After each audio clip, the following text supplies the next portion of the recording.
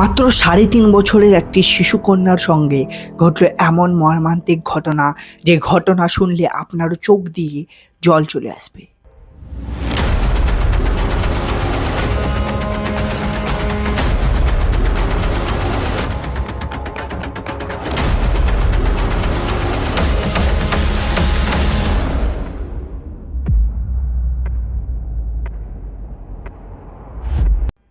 আমি আপনাদের কাছে একটাই রিকোয়েস্ট করব, যতটা পারবেন এই ভিডিওটাকে শেয়ার করুন।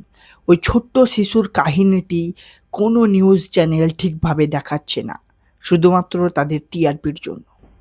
মহারাষ্ট্রের মালগাঁওয়ের ডোঙ্গরাল নামের সেই ছোট্ট গ্রাম, আর সেই ছোট্ট গ্রামের একটি ছোট্ট শিশু ইয়াদনা। ইয়াদনা মাত্র ৩.৫ বছরের মেয়ে, আর তার বাবা একজন ফটোগ্রাফার।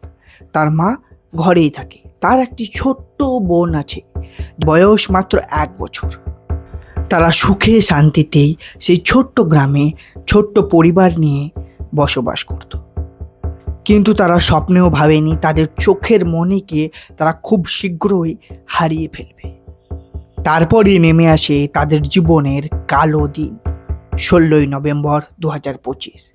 সেই দিন ইয়াদনা প্রতিদিনের ন্যায় ঘরের বাইরে ঠিক ৩টে সাড়ে ৩টের দিকে খেলা করছিল।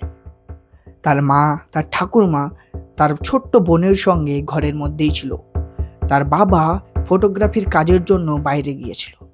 অনেকক্ষণ হয়ে যায়, কিন্তু ইয়াদনার বাইরে খেলার কোনো শব্দ তার মায়ের কানে পৌঁছায় না।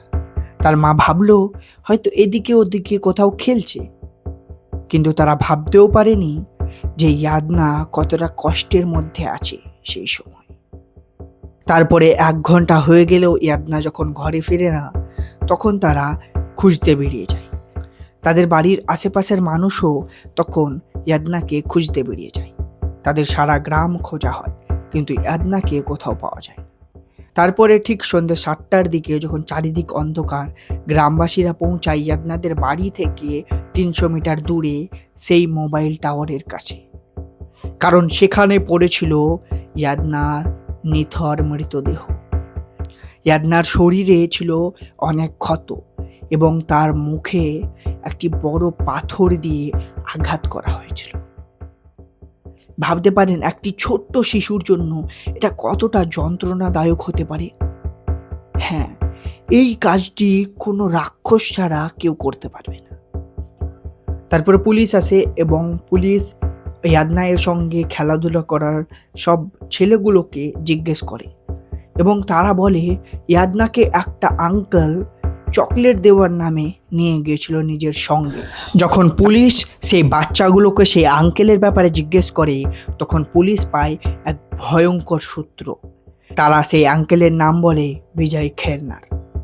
বিজয় খেরনার মাত্র ২৪ বছরের একজন অবিবাহিত পুরুষ ছিলেন। হ্যাঁ, বিজয় খেরনার ইয়াদনাদের বাড়ি থেকে মাত্র ২০০ মিটার দূরে বসবাস করত, সেই গ্রামেই। এবং সেও ইয়াদনাকে খোঁজার নাটক করছিল গ্রামবাসীদের সঙ্গে।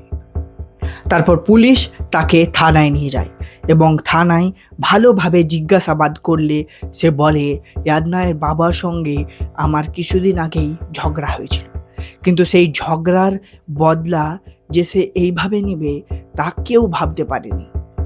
১৬ই নভেম্বর যখন ইয়াদনা বাইরে খেলা করছিল, তখন বিজয় খেরনার নেশাগ্রস্ত অবস্থায় ইয়াদনাকে দেখে, এবং তার মাথায় একটি ভয়ঙ্কর ষড়যন্ত্র আসে।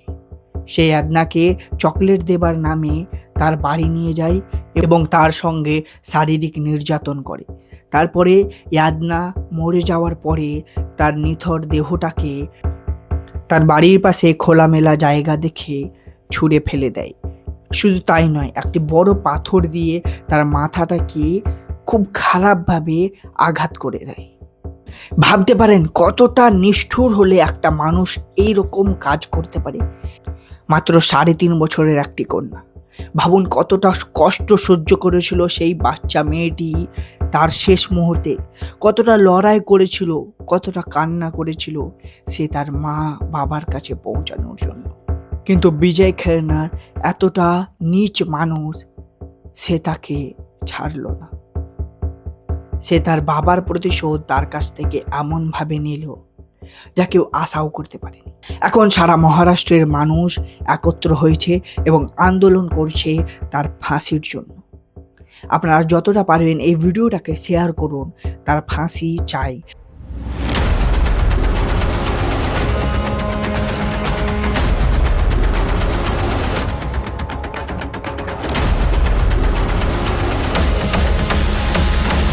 একটা ছোট্ট শিশুর সঙ্গে এরকম ঘটনা ঘটেছে।